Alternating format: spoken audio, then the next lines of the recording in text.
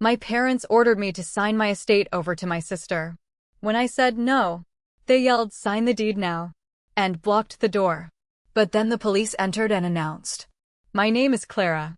I am 31 years old, and I work as a financial forensic analyst."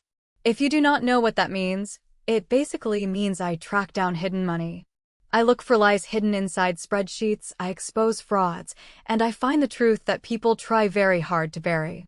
In my line of work, you have to be observant. You have to notice the tiny details that everyone else overlooks. It is a skill that pays very well now, but it is also a skill I learned a long time ago, right inside my own childhood home. I had to learn how to observe, because growing up, I was the ghost in my own family. I was the older sister, but you would never know it by the way my parents, Richard and Martha, treated us. Everything, and I mean absolutely everything, revolved around my younger sister, Paige. Paige was the golden child. She was loud, she was bubbly, and she demanded the spotlight every single second she was awake. I was the quiet one. I liked reading, I liked puzzles, and I liked understanding how things worked. But in our house, intelligence was not rewarded. Charm was. And Paige had them wrapped around her little finger. I can pinpoint the exact moment I realized I was fighting a losing battle. I was 13 years old, and Paige was 11. It was late spring, and my parents were hosting a barbecue in the backyard for some neighbors. The smell of grilled burgers and sunscreen was heavy in the air. That same afternoon, I had just come back from the regional spelling bee. I had won first place. I had spent 3 entire months studying a massive dictionary, staying up until midnight with flashcards, memorizing the origins of obscure words just to get that piece of paper. I remember walking out to the patio, clutching my certificate so tightly my knuckles were white. My heart was pounding with excitement. I thought, finally, I have done something so undeniably great that they have to look at me. They have to be proud. I walked right up to my mother. I said, "Mom, Dad, look what I did. I won first place in the spelling bee. I beat out 50 other kids." My mother, Martha, turned her head slightly. She looked at the certificate for maybe 2 seconds. Then, she gave me a tight, flat smile. She said, "That is nice, Clara. Just put it on the kitchen counter so it does not get barbecue sauce on it." Before I could even take a breath to explain how hard the final word was, Paige shrieked from the middle of the lawn. She yelled, "Look at me, look at me." She threw her hands down and did a wobbly, crooked cartwheel that ended with her falling onto her knees. Instantly, my mother gasped and rushed over. My father, Richard, started clapping loudly. My mother brushed the grass off Paige's jeans, cooing over her, asking if she was hurt, telling her how athletic and amazing she was. I stood there on the patio. The neighbors clapped for Paige. My parents cheered for Paige. I looked down at my certificate. It felt like a useless piece of trash in my hands. I walked back inside the house, went straight to my bedroom, folded the certificate in half, and shoved it to the very back of my desk drawer. I never mentioned it again, and they never asked. That was the day I learned that my absolute best would never be enough to compete with Paige simply existing. By the time I reached my junior year of high school, I had stopped trying to win their affection. I realized that trying to impress my parents was like pouring water into a bucket with a massive hole in the bottom. It was exhausting, and it left me completely drained. So, I turned to the only thing that made sense to me. Numbers. Numbers do not play favorites. Numbers do not care if you are pretty or popular or if you can do a cartwheel. 1 + 1 is always 2. It was safe. I threw myself into advanced mathematics. I studied late into the night, sitting at my small desk while the rest of the house was asleep. I wanted to build a future where I would never have to depend on anyone. That year, our school sent a team to the state math championship. It was a grueling, 2-day competition involving complex calculus and logic puzzles. Against dozens of prestigious private schools, I won the individual state championship. They handed me a heavy, gold-plated trophy with my name engraved on the base. For a brief moment, standing on that stage, I felt a surge of pride. I thought, maybe this is it. A state championship is a big deal. Surely, this will make them look up. I rode the bus home, carrying the heavy trophy in my backpack. When I opened the front door, the house was a mess of fabric and sequins. Paige had a minor role in the high school spring play. She was not the lead, she was just in the chorus, but you would think she was starring on Broadway. My father was on his knees, pinning the hem of a sparkly blue dress. My mother was frantically adjusting the straps on Paige's shoulders, telling her how she was going to outshine everyone on the stage. I walked into the living room and pulled the trophy out of my bag. I cleared my throat and said, "Dad, Mom, I won the state math championship today. Here is the trophy." My father did not even look up from the hem. He just said, "Hold still, Paige, or the pins will poke you." "Good job, Clara." My mother glanced over her shoulder. She looked at the shiny trophy in my hands, and her expression was completely blank. She said, "Oh wow, that is very heavy looking. Hey, do me a favor, Clara. Put that somewhere else. Do not put it on the coffee table. It will scratch the wood, and we need space for Paige's makeup kits." I felt a cold lump form in my throat. I did not argue. I did not yell. I just quietly walked down the hallway to my room. I placed the state championship trophy on my nightstand. The next morning, my mother came into my room to collect dirty laundry. She saw the trophy, picked it up, and moved it to the top shelf of my closet because, according to her, it was taking up too much room. It sat there gathering dust. That was the last time I ever tried to share my achievements with them. I realized I was completely alone in that house. I was just a roommate they did not charge rent to. The ultimate breaking point, the moment my heart officially turned to stone regarding my family, happened during my senior year. I knew my parents had zero intention of paying for my college. All their savings, all their spare cash, was funneled directly into Paige's dance classes, Paige's cheerleading camps, and Paige's car. I knew if I wanted to escape, I had to do it myself. I applied to the best university in the state for their financial analytics program. I spent weeks writing essays, polishing my resume, and applying for every single academic scholarship I could find. Months of stressful waiting went by. Then, one Tuesday afternoon, I checked the mail. There it was. A thick, heavy envelope with the university's crest on it.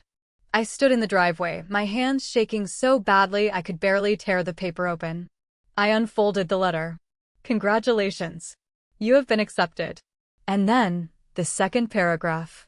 "Based on your outstanding academic record, we are pleased to offer you a full-ride presidential scholarship covering tuition, room, and board." I literally dropped to my knees on the concrete. I was crying. I was laughing. It was a ticket out. It was freedom. It was 100% proof that I was worth something. I ran into the house. I could not help it. The excited little girl inside me took over. I burst into the living room where my parents and Paige were watching television. I yelled, "I got it. I got into the university. And they gave me a full-ride scholarship. Everything is paid for." My parents looked at me, startled by my sudden outburst. My dad opened his mouth to say something, but before a single word could come out, Paige let out a loud, exaggerated groan. She threw her phone onto the couch. She whined, "Mom, this is a disaster. The mall closes in 2 hours, and I literally have no shoes to match my dress for the party tonight. Everyone is going to be looking at me, and I am going to look like a complete loser." The tension in the room instantly shifted. The full-ride scholarship hovering in the air evaporated. My mother stood up frantically. She said, "Oh my goodness, sweetie, don't panic. Get your purse. Richard, grab the car keys. We have to beat the traffic." My dad grabbed his wallet. They rushed toward the door. As they passed me, my mother patted my shoulder without making eye contact and said, "That is great about the school thing, Clara. We will talk later." The front door slammed shut. I stood alone in the middle of the living room, holding a letter that was worth over $100,000, listening to the sound of our family car backing out of the driveway and speeding down the street. The house was completely silent. I did not cry this time. I felt a strange, cold calmness settle over me. I walked into the kitchen, poured myself a glass of water, and made a silent vow to myself. From this day forward, I am my own family. They do not get to claim my success, and I will never need them again. College was exactly what I needed. It was a fresh start. I dove into the world of forensic accounting. It was fascinating work, uncovering financial crimes and piecing together puzzles. I graduated at the top of my class and immediately landed a high-paying job at a major corporate firm in the city. I was working 60-hour weeks, but I loved it. I was building a solid, independent life. Meanwhile, Paige took a very different path. She enrolled in a local community college, attended classes for exactly 1 semester, and then dropped out because it was, in her words, too stressful. She had been dating a guy named Trent since high school. Trent was exactly the kind of guy you would expect Paige to date. He was lazy, he changed jobs every 3 months, and he spent most of his time playing video games on my parents' couch. But Paige wanted a wedding. She did not just want to be married, she wanted the title of bride. My parents, true to form, gave her exactly what she wanted. They took out a second mortgage on their house to pay for a massive, extravagant wedding. There were ice sculptures, a live band, and a custom designer gown. I was forced to be a bridesmaid. I stood at the altar in an itchy, overly frilly dress I had paid for myself, watching my parents weep with joy as they handed their golden child over to a man who did not even have a savings account. A year later, Paige announced she was pregnant. The level of hysteria in my family reached an all-time high. Every conversation, every phone call, was about Paige's morning sickness, Paige's nursery, Paige's cravings. When the day came for her to give birth, I drove to the hospital. Ironically, that very same morning, I had just closed my first major corporate fraud case and had been officially promoted to senior financial forensic analyst, a position that came with a massive pay raise. I walked into the hospital room. It was packed with balloons and flowers. My parents were huddled over the baby bassinet, completely ignoring the fact that Trent was sitting in the corner scrolling through his phone. I walked up to the bed. I said, "Hi guys. The baby is beautiful. Oh, and I just wanted to share some good news. I got promoted to senior analyst today." My father turned to look at me. His face was stern. He pointed a finger at me and said, "Clara, keep your voice down. The baby is sleeping. This is not the time to brag about your job. Look at your sister. She is the only daughter who actually knows what family is about. She is giving us a legacy." I looked at Paige, who gave me a smug, triumphant little smile. I did not say another word. I left the hospital room, drove back to my apartment, and celebrated my promotion alone with a slice of pizza. I realized then that in their eyes, a woman's only value was giving them grandchildren. My career, my independence, my hard work meant absolutely nothing. By the time I turned 31, my financial portfolio was incredibly strong. I had lived frugally for years, saving aggressively. I decided it was time to buy a home. I did not want a small condo or a tiny starter house. I wanted a sanctuary. I found a beautiful, sprawling estate in a quiet, upscale neighborhood. It had high ceilings, large windows letting in tons of natural light, a massive backyard, and solid oak floors. It was expensive, but I put down a huge down payment entirely with my own money. Moving in was the proudest moment of my life.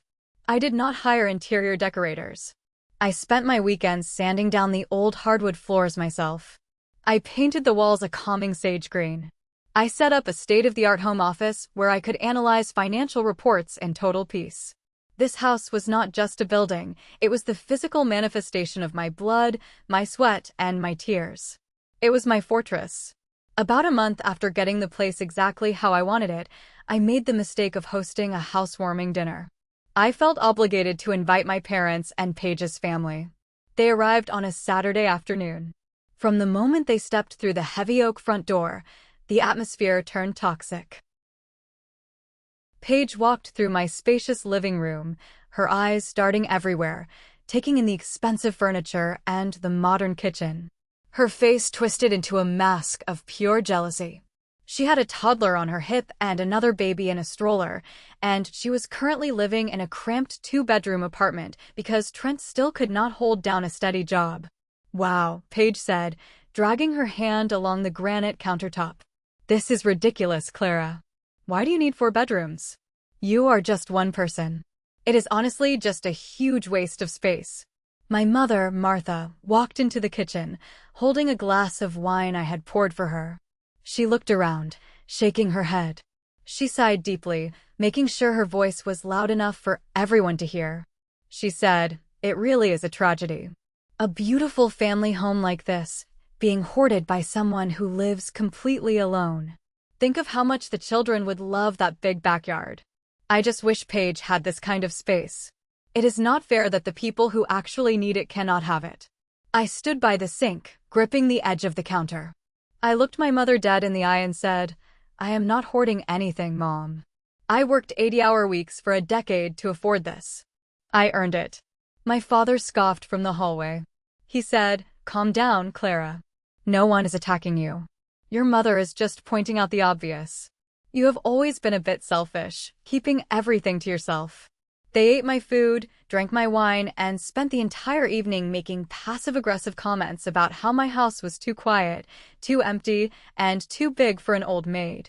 When they finally drove away, I locked the front door, turned off all the lights, and sat on my living room floor. I promised myself I would never invite them into my sanctuary again. After the disastrous housewarming, I realized my house was indeed a little too quiet. I did not want a roommate, but I wanted a companion. I drove to the local animal shelter the next weekend. I did not want a cute, fluffy puppy. I asked the volunteer to show me the dogs that were having a hard time getting adopted. They took me to the very last cage in the back. Sitting there was a large, muscular, mixed-breed dog. He had dark fur and intense, intelligent golden eyes. The volunteer sighed and said, "This is Duke. He has been returned twice. He is not a bad dog, but he is extremely territorial and fiercely protective. Previous owners said he was too intense around strangers. He does not trust easily." I looked at Duke. He did not bark. He just stared at me, evaluating me. I saw a soul that had been rejected for simply trying to protect what was his. I saw a dog that just needed someone to understand him. I said, "I will take him." Bringing Duke home was the best decision I ever made. It took a few weeks of patience, but we bonded deeply. He realized I was his person, and this was his home. I built him a massive, comfortable outdoor kennel in the backyard, but he mostly slept at my feet while I worked. If a delivery driver walked up the driveway, Duke would let out a deep, booming bark that rattled the windows. He was my protector, and I was his. My life settled into a beautiful, peaceful routine. It helped that I had amazing neighbors. Next door lived Mrs. Higgins, a sweet, elderly widow who spent most of her time gardening. Unlike my own mother, Mrs. Higgins radiated genuine warmth. The first week I moved in, she brought over a plate of homemade cookies. When I adopted Duke, Mrs. Higgins did not flinch at his loud bark. Instead, she started baking dog-friendly peanut butter biscuits just for him. Every morning, I would see her at the fence, tossing a biscuit to Duke, talking to him in a soft voice. Duke, who usually growled at strangers, would wag his tail so hard his entire body shook whenever he saw her. Mrs. Higgins became the maternal figure I never had. If I had to work late, I could call her, and she would gladly go over and let Duke out to play in the yard. For nearly 6 months, my life was perfect. I had my career, I had my beautiful home, I had my loyal dog, and I had peace. I had successfully built a wall between myself and the toxicity of my family. I thought I was safe. I thought they had finally accepted that I was living my own life. I was incredibly naive. I had underestimated just how deep their entitlement ran, and I had absolutely no idea about the storm that was brewing right under my nose. If you are enjoying this story so far, please hit that like button and subscribe to our channel. Also, leave a comment below telling us the name of the city you are living in right now. Every single comment helps push this video to more people, and we truly appreciate your support. Now, let's get back to the story. The silence from my family ended abruptly on a Tuesday afternoon. My phone buzzed on my desk. It was a text from my father, Richard. It simply read, "Family dinner this Friday at our house. 6 o'clock. Do not be late. It is important." I stared at the screen. A cold knot formed in my stomach. My family never invited me to dinner unless they wanted something, or unless they wanted an audience for one of Paige's dramatic announcements. My first instinct was to decline. But my forensic mind, the part of me trained to investigate, told me I needed to know what they were plotting. So, I replied that I would be there. Friday evening, I pulled up to my parents' house. The driveway was cracked, the lawn was slightly overgrown. It was a stark contrast to my pristine estate. I took a deep breath, braced myself, and walked inside. The atmosphere in the dining room was thick and suffocating. Paige and Trent were already seated. Trent was hunched over his phone, looking completely disinterested, while Paige was bouncing her toddler on her knee, looking unusually smug. My mother had prepared a large roast. We sat down, and for the first 20 minutes, the conversation was painfully predictable. It was a chorus of complaints about how hard Paige's life was, how the apartment was too small, how the landlord refused to fix the plumbing, and how the kids had no room to run around. I chewed my food in silence, waiting for the trap to spring. Finally, my mother put down her fork. She wiped her mouth with a napkin, cleared her throat, and looked directly at me. Her voice took on that sickeningly sweet, condescending tone she always used when she was about to say something awful.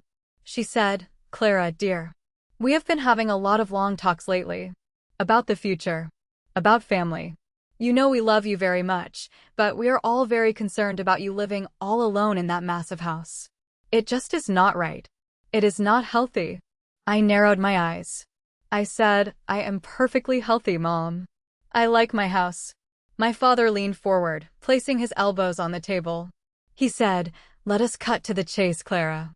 Paige is struggling. Trent is between jobs again, and their lease is up next month. They need a proper home for the kids. You have more space than you could ever use. We have decided that the best thing for this family is for you to give your estate to your sister." I stopped chewing. I literally thought I had misheard him. The room went dead silent.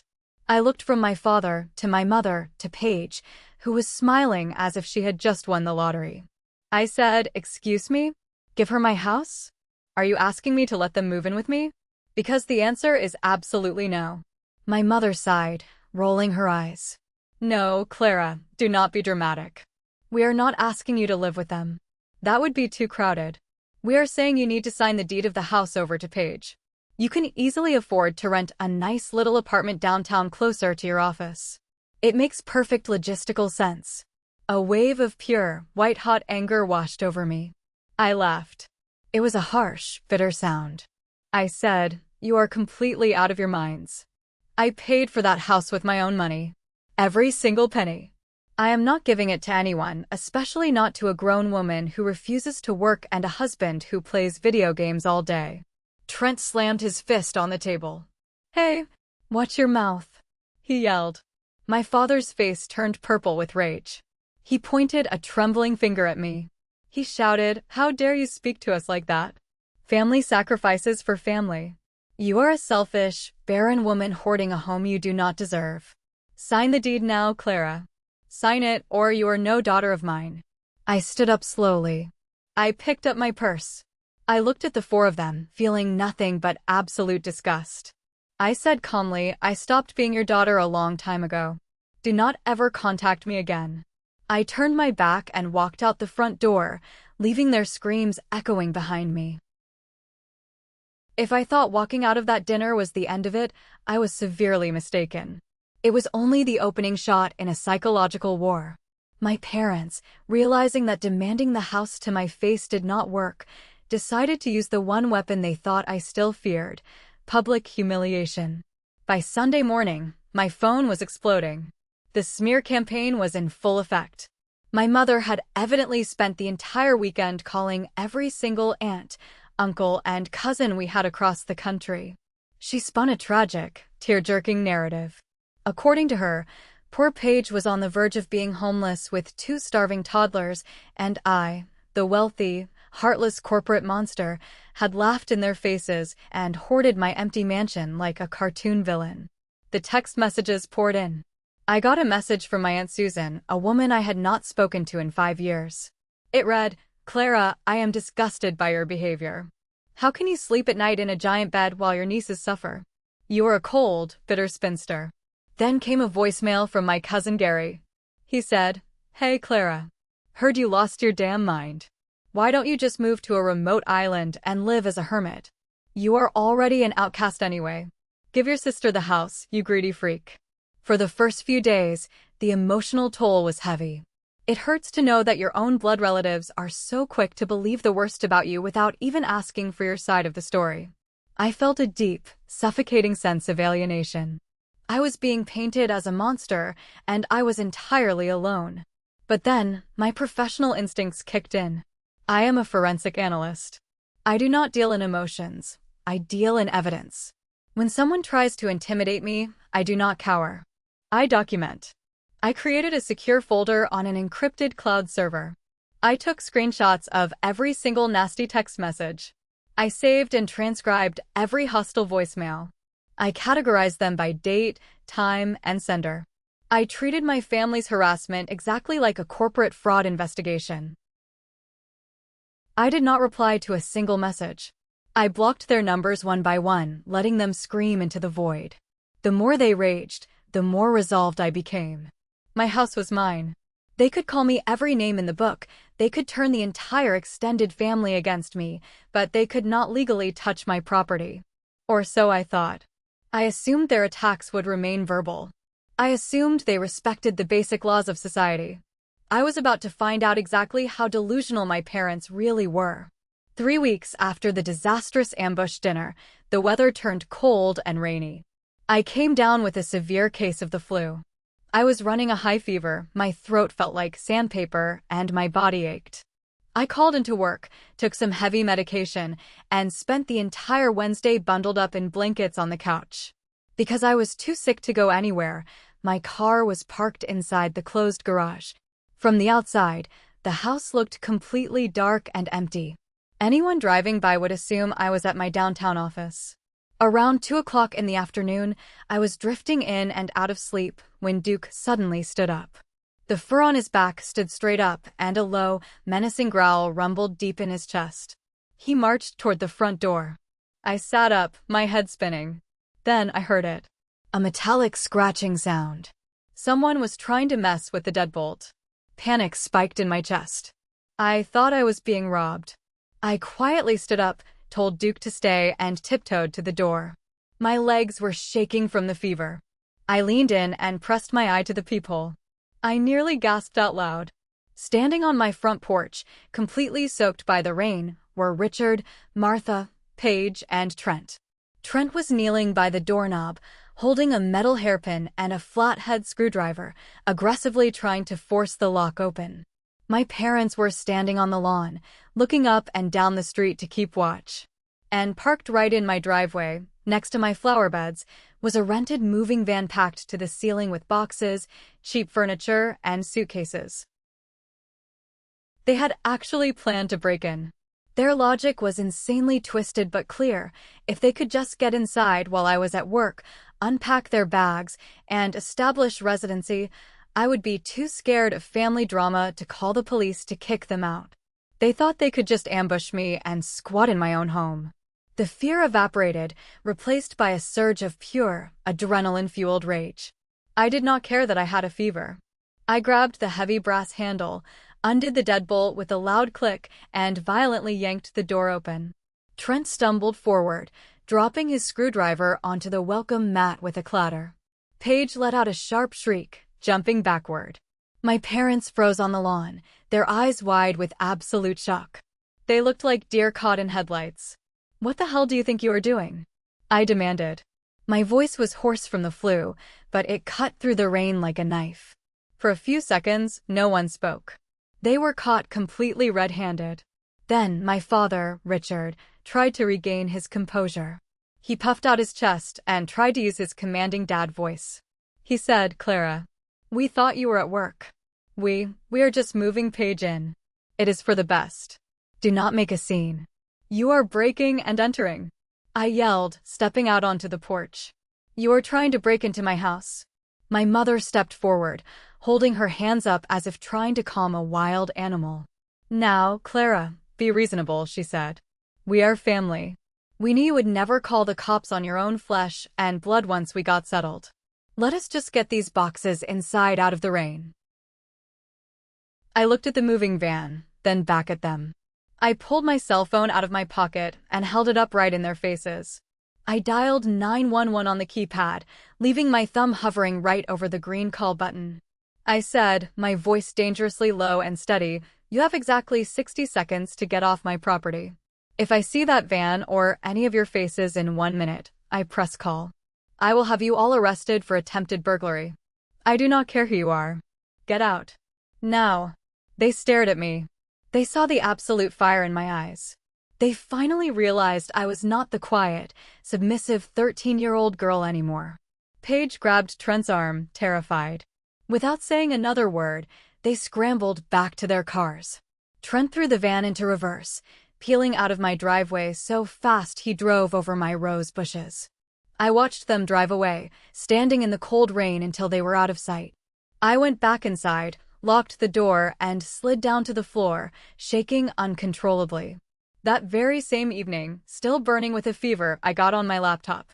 I hired the most expensive, highly rated security company in the city. The next day, a team of technicians arrived. They installed a military-grade surveillance system. High-definition cameras with night vision and ultra-sensitive audio microphones were hidden under the eaves, pointing at the driveway, the front porch, and the backyard fence. I synced everything directly to a private cloud server on my phone. I knew my family. I knew they were cowards, but I also knew they were spiteful. They had failed to take the house by force. The next time they came, they would try something much darker, and I was going to be ready to catch every single second of it. Months went by without a single word from my family. The silence was heavy, but it was also the most peaceful period of my life. I threw myself into my forensic accounting work, closing cases and earning substantial bonuses. My home was my sanctuary, and Duke was my constant shadow. He grew larger, stronger, and more protective every day. We had a solid routine. Everything was perfect, but the peace was just the calm before the storm. In late October, my corporate firm required me to attend a mandatory financial compliance seminar. It was a massive, 2-day event held at a convention center in a city located 90 minutes away from my house. I tried to get out of it, citing personal reasons, but it was required for my senior analyst certification. I had no choice but to go and stay overnight in a hotel. Leaving my house made me incredibly uneasy. Ever since the attempted break-in, I had developed a low-grade paranoia. But I had my state-of-the-art security system, and more importantly, I had Mrs. Higgins. The evening before I left, I walked next door and handed Mrs. Higgins a spare key and a large, unopened bag of Duke's favorite peanut butter biscuits. She patted my hand, her eyes full of genuine kindness, and promised me that she would check on him 3 times a day, let him run in the yard, and make sure he had plenty of fresh water. I hugged her, told Duke to be a good boy, and drove away, ignoring the heavy knot forming in my stomach. The first day of the seminar was incredibly boring, filled with endless presentations on tax loop changes and corporate fraud prevention. I checked my phone constantly, reviewing the live feed from my security cameras. Everything was quiet. The front porch was empty, and the backyard camera showed Duke happily chewing on a thick rubber toy in the sunshine. I finally let myself relax. On the second night, the seminar hosted a formal networking dinner in the hotel ballroom. It was around 9 o'clock at night.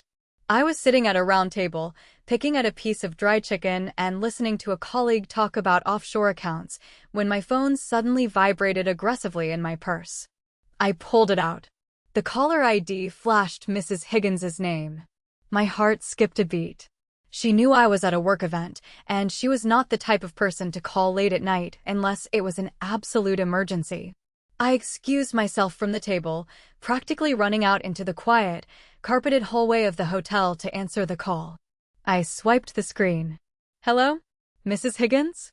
Is everything okay?" I asked, my voice tight with anxiety. On the other end of the line, Mrs. Higgins was crying. Her voice was trembling so violently I could barely understand her. "Clara, oh my dear, I am so sorry," she sobbed. "There has been a terrible incident. It is Duke." My blood ran completely cold. "What happened to Duke? Is he hurt?" "He bit someone, Clara," Mrs. Higgins cried. He bit a man in your yard. I heard screaming and I ran outside, and the man was bleeding, and a woman was screaming, and the police are here. They brought the animal control truck, Clara. They have catch poles. They are trying to take him away. You need to come home right now. I did not ask any more questions. I hung up the phone. I did not go back into the ballroom to say goodbye to my colleagues. I did not even go up to my hotel room to pack my suitcase. I ran straight to the parking garage, paid the exit fee, and merged onto the dark highway. The drive was supposed to take 90 minutes, but I made it in under 70. My mind was racing through 1,000 terrifying scenarios. In our city, the laws regarding aggressive dogs are incredibly strict.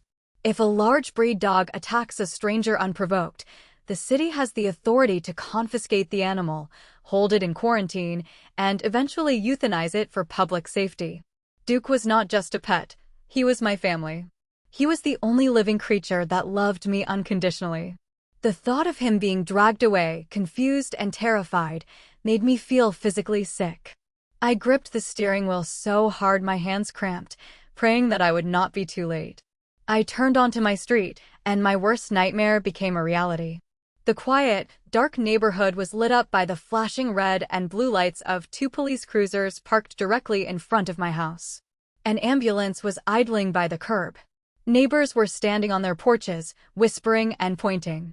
I slammed my car into park in the driveway and jumped out. The scene on my front lawn was chaotic. Trent was sitting on the grass, leaning against the ambulance tire. His jeans were torn, and a paramedic was wrapping a thick white bandage around his calf. Paige was pacing back and forth in front of 2 police officers, waving her arms hysterically, tears streaming down her face. And parked near my garage was the white animal control van. I sprinted across the wet grass. "Where is my dog?" I yelled, my voice cracking. Paige spun around. She pointed a shaking finger right at my face.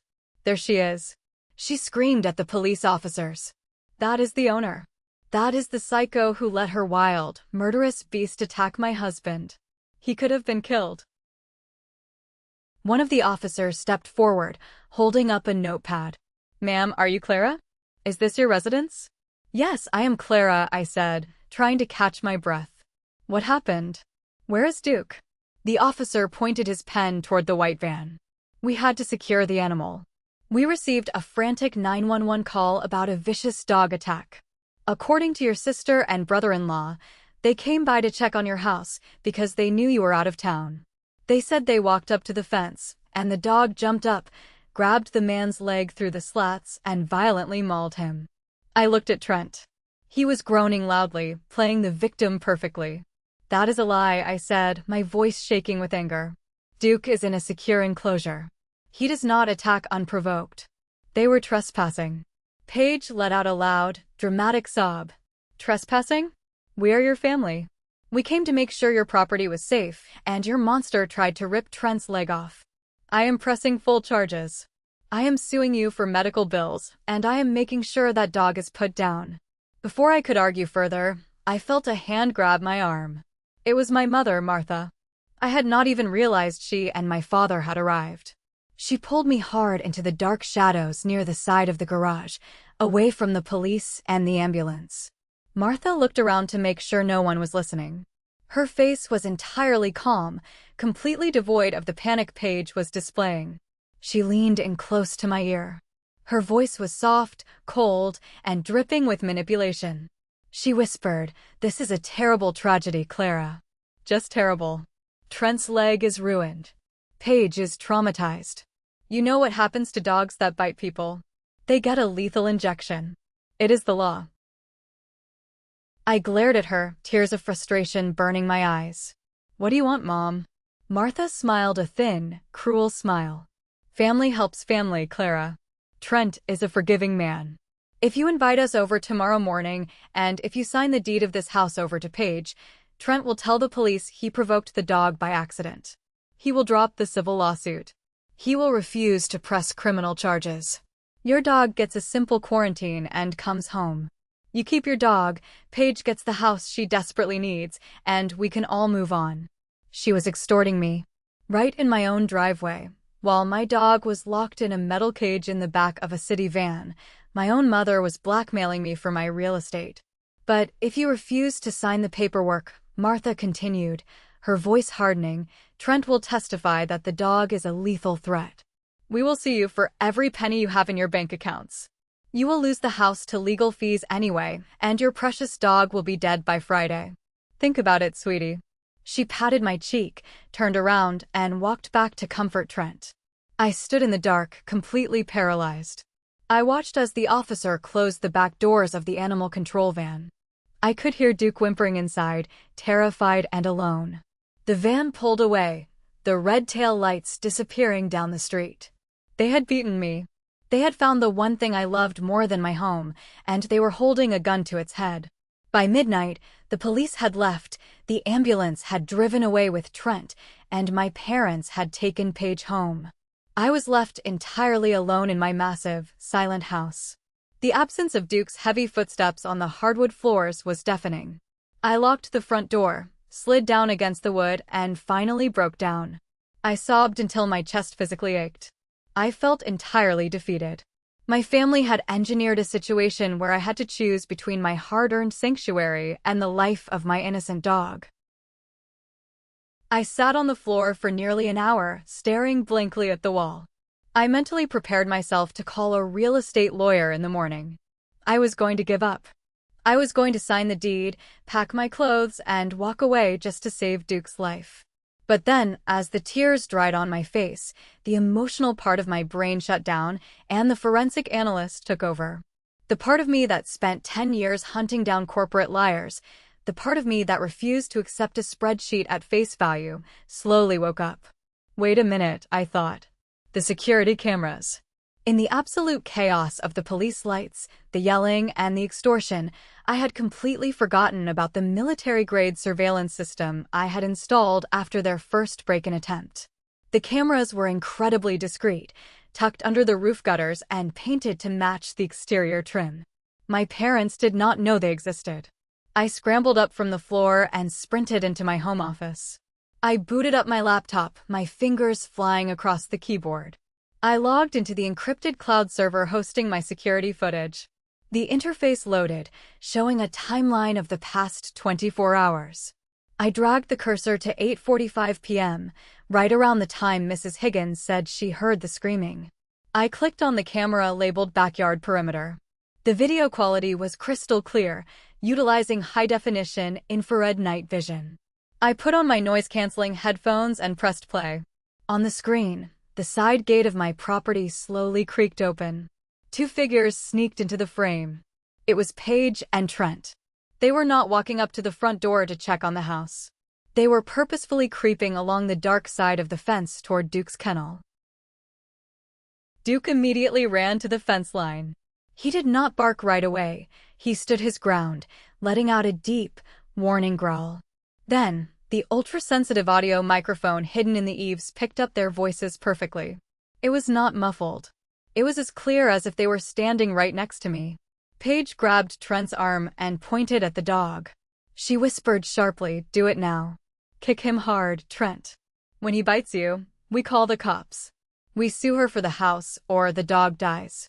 She loves that stupid animal. She will sign the deed to save it."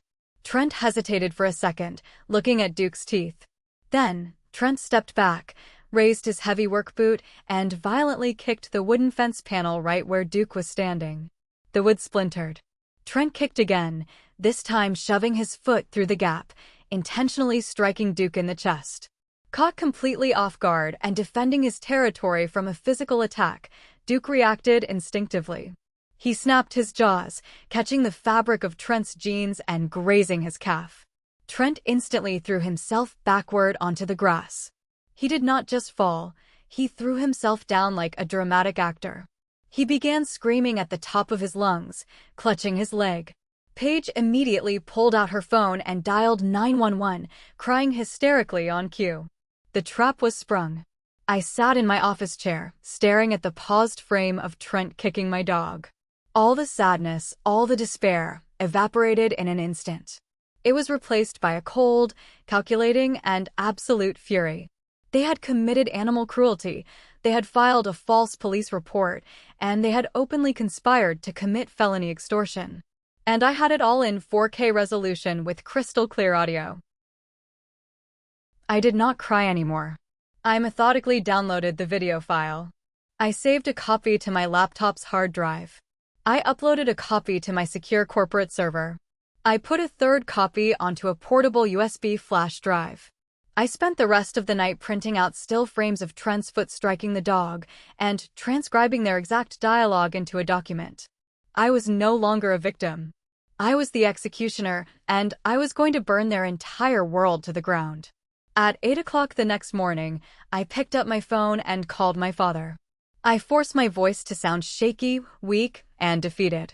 I took a deep breath and said, "Dad, it is Clara. You win. I cannot let them kill Duke. Tell everyone to come over to the house at 10 o'clock.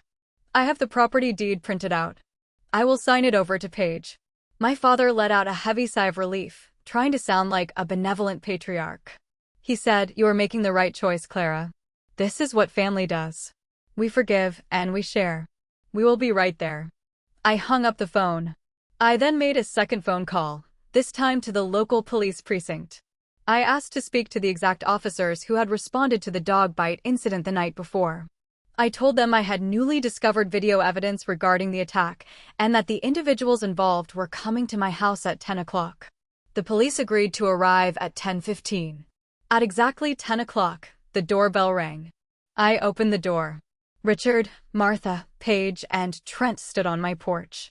Trent was heavily leaning on a pair of metal crutches, a massive, theatrical bandage wrapped around his leg outside of his sweatpants. They walked into my house with a sickening air of arrogance. They were glowing with victory. Paige immediately started walking through the living room, pointing at things. She looked at Trent and said, "The first thing we are doing is ripping out these dark oak floors. I want light gray laminate. And that chandelier has to go, it is way too modern for the kids." My mother sat down on my expensive leather sofa, crossing her legs. She smiled at me, a fake, pitying smile. "Do not look so gloomy, Clara. You will find a nice, cozy little apartment. It will be much easier for you to clean anyway. Now, where are the papers? Let us get this over with so Trent can call the animal shelter and save your dog." I stood in the center of the living room, next to my 75-inch television mounted on the wall. I did not hold any papers. I held the television remote control. I said, "Before I sign anything, I want to make sure we are all completely clear on the terms of this agreement. You're telling me that if I give you a house worth $500,000, Trent will admit the dog bite was an accident?" Trent leaned heavily on his crutches. "Yeah, exactly," he said, smirking. "I will tell the cops the dog just got spooked. No harm, no foul. You give up the house, you get them up back. Simple trade." I nodded slowly. "I see," I said. "Well, I have a counteroffer." I pointed the remote at the television and pressed play. The massive screen flared to life. The volume on the surround sound speakers was turned all the way up. The crisp, night vision footage filled the room. The color instantly drained from Paige's face. My mother froze, her fake smile completely vanishing. The audio boomed through the living room. "Kick him hard, Trent. When he bites you, we call the cops. We sue her for the house, or the dog dies." Then came the loud, sickening sound of Trent's boot kicking the fence, followed by Duke defending himself and Trent's fake, theatrical screaming. I paused the video right on a close-up frame of Trent's boot making contact with my dog. The living room was dead silent. The air in the room was so thick you could cut it with a knife. Trent started sweating profusely. He gripped his crutches, his eyes darting toward the front door. "Wait," he stammered. That is out of context. That is heavily edited." Paige began to hyperventilate. She looked at our parents. "Mom, Dad, do something. She recorded us illegally. You cannot use that." My father stood up, his face pale and slick with sweat. He held his hands out toward me. "Now, Clara, hold on a second. Let us not be hasty. People say stupid things when they are angry. Let us just sit down and talk about this like adults. There is no need to make this a legal issue. We are family." I looked at him with absolute disgust. I said, "You are not my family. You are a gang of parasites. And the best part is, you are incredibly stupid parasites. Right on cue, 2 heavy knocks pounded on my front door. Before they could react, I walked over and opened it.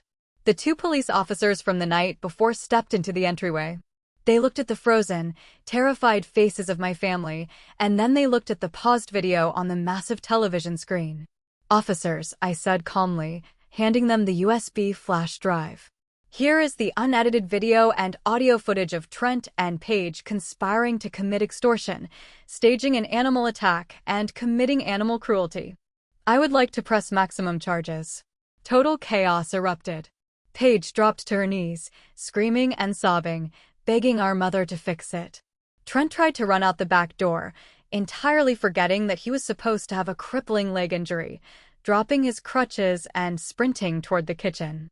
One of the officers easily tackled him to the floor. The sound of metal handcuffs clicking shut echoed through the house. Martha was crying hysterically, grabbing my arm. "Clara, please. You are destroying your sister's life. She has children. You cannot send her to jail over a stupid dog. Have some mercy." I pulled my arm away from her grip. I looked at my mother, then at my father, and finally at Paige, who was being hauled up by an officer, her wrists bound behind her back. I said, "You wanted my house so badly. Well, now Paige and Trent will get a room provided by the state, entirely free of charge. Get out of my house and never, ever speak to me again." I stood by the open door and watched as the police escorted my crying sister and her husband out to the squad cars in broad daylight, right in front of all the neighbors. My parents followed them, looking completely broken and defeated. The driveway was empty once again, but this time, I was not the one left crying. The very next morning, armed with a copy of the police report and a letter from the district attorney stating that the charges against my dog were entirely dismissed, I drove to the city animal shelter. I walked into the quarantine area. Duke was huddled in the corner of a concrete cage, looking miserable and terrified. But the second he smelled me, his ears perked up. He let out a loud, joyous bark and threw his massive paws against the chain-link gate. When the shelter worker opened the door, Duke practically knocked me over, covering my face in sloppy kisses and whining with happiness. I buried my face in his fur, crying tears of pure relief. I took him home where he belonged. Paige and Trent's legal situation was a disaster. Because the video evidence was so undeniable, their court-appointed lawyer advised them to plead guilty to attempted extortion, filing a false police report, and animal cruelty. They avoided hard prison time because they were first-time offenders, but they were hit with massive legal fines, 5 years of strict probation, and hundreds of hours of community service. Trent's fake injury claim was thrown out, and they were left utterly bankrupt. But I was not quite finished. I remembered the smear campaign my parents had launched against me, painting me as a selfish monster to the entire extended family. It was time for the nuclear option. I drafted a single, comprehensive email. I attached the official public police report detailing the extortion plot. I also attached a small, compressed file of the video showing Trent kicking my dog and Paige demanding the house. I put every single aunt, uncle, and cousin on the recipient list. I hit send, and I went to the kitchen to make a cup of coffee. Within hours, my phone started buzzing. The apologies flooded in. Aunt Susan left a tearful voicemail begging for my forgiveness, saying she had been completely manipulated by my mother.